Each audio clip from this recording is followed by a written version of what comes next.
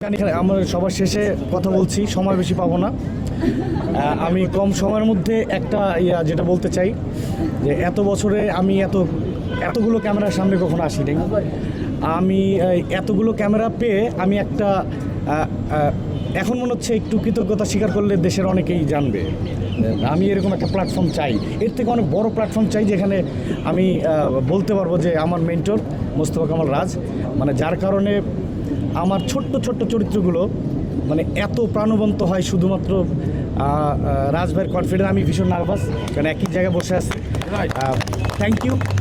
যেভাবে দর্শকের ভালোবাসা পাই, এই দর্শকের ভালোবাসা পাওয়ার আগে মানে আমার প্রতি যে বিশ্বাসটা রাখে আমার মেন্টর, এইটা যেন অব্যাহত থাকে। Thank you. না, আপনি আপনার রিয়েল টোনে দর্শককে কিছু বলেন। এই চরিত্রটা কিন্তু 2007-08 দিকে, ঠিক আছে?